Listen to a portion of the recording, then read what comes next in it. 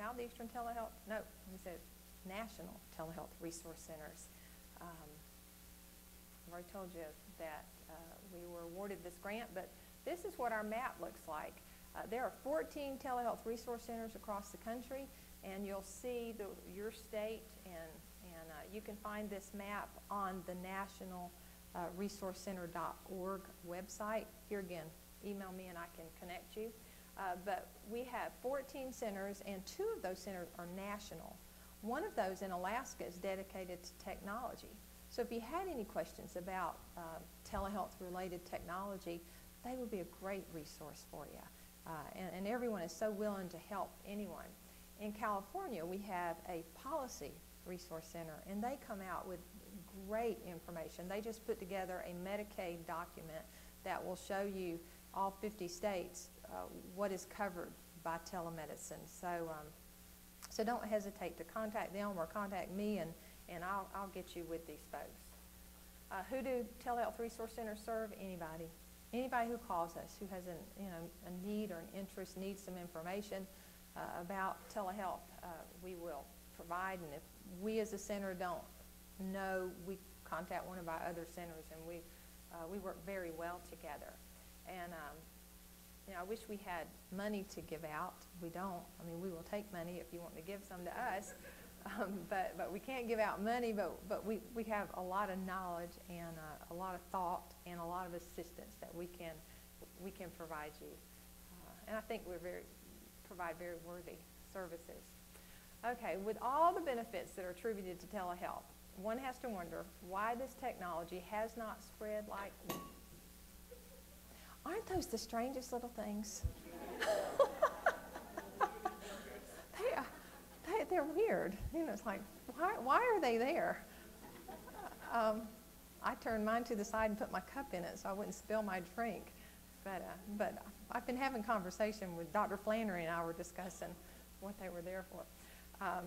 But anyway, with all the wonder with telehealth, what are the factors that are holding back it being utilized as it should? And that's really what I was supposed to address today is barriers. And so despite the growing evidence that telemedicine is worthy and effective, there are some barriers. So let's look at these. And like I said earlier, they're just barriers, and most of us just try to drive around those barriers, and eventually these barriers will go away. But number one, and these are the top 3 that a lot of people consider the biggest considerations here: outdated regulations and policies. Number 2, oh, the big one, insufficient payment mechanisms. I mean, who can provide service if you don't get paid? And then the third one would be established clinical paradigms and models of healthcare delivery. People get stuck in a mode, and it's hard to change that. With the policies and regulations, one concern that comes up often is this licensing. States have their own licensings, and in order to practice in that state, you have to be licensed in that state. Well, with telemedicine, state lines aren't boundaries as they are in real medicine. So you'll have physicians in Florida who could see patients in Georgia, and we do. We have an endocrinologist in Tallahassee seeing patients in Valdosta, Georgia. Well, she has to have a license in Florida, her state, to practice down there, but she also has to have a license in the state where the patient resides. And fortunately, she already had a Georgia license. What is the solution? I don't know. I mean, everybody talks about more national licensing. It's easy to talk about, and it may not be an easy pathway to go down, but that would be one solution, some way to enable practitioners to not have to get a license in every state if they're doing telemedicine, but we'll see what happens with that. Another regulation is this credentialing. In hospitals, of course, if physicians are going to practice there, they have to go through a credentialing process, and rightly so. But it's been very burdensome and arduous to get a physician in Atlanta, maybe credentialed down in Tifton, Georgia. So fortunately, CMS did come up with a more streamlined process so that that physician's home institution, their credentialing process, most of it can be used at the originating site hospital. But what we have found is that not all these rural hospitals are accepting this streamlined process. So a solution would be to try to get hospitals to go along with the streamlined method.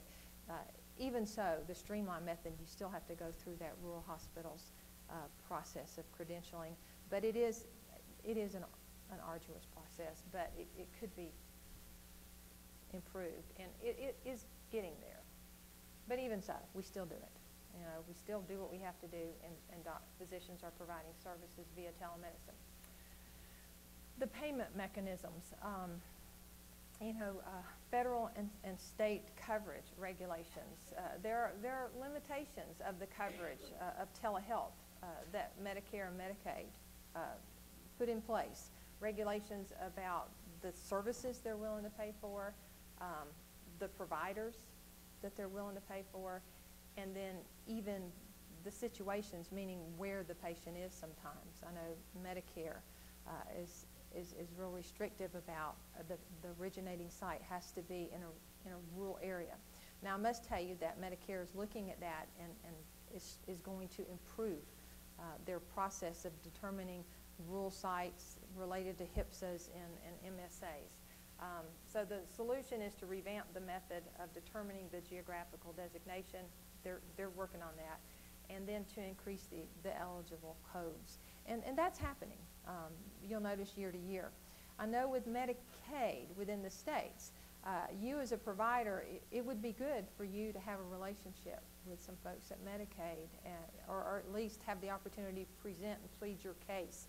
That's what we do in Georgia. Georgia Partnership has a great relationship with Dr. Deberly at Medicaid, and they do ask us to come and present telemedicine. We'll go in there and actually do a live demonstration, and then we'll talk about genetics, and we'll talk about speech pathology, and why it would make life so much better for patients if they could have access through telemedicine.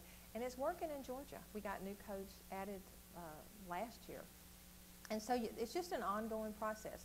These work groups that are formed in all of our states, we ask Medicaid folks to come, and they're there in Alabama. We have the medical director. They're there in South Carolina. So we've got their ear, and plus they're listening, and they're interested, and you know, they want to take care of the patients, and they have to live within, you know, the dollars that they have. But telemedicine is viable, and folks are seeing that. And I'm hoping in Florida that we've been to the Medicaid offices and done some presentations, and I hope that they will be at the work groups as well, because that's where they can network and start listening to folks like you who are there with your stories and pleading your case. Private payers, you know, there's no single widely accepted standard for private payers when it comes to telemedicine. Some insurance companies value the benefits of telehealth and they'll reimburse, and others don't appreciate it. And here again, if you can establish a relationship with a primary carrier in your area, there are private payers in your area. You could go to them. That's what we have done, plus with our work groups, we invite them to come there so they can understand telemedicine better. And, you know, private payers can opt in to pay for telegenetics. You just have to plead your case. And, you know, you are welcome to call your resource center. Call me and say, would you go with me? Would you help me plead the case for telemedicine with this organization? Or we can video in. We can do webinars. You know, we are a resource to you to help you with this. And then this established thinking about how health care should be delivered.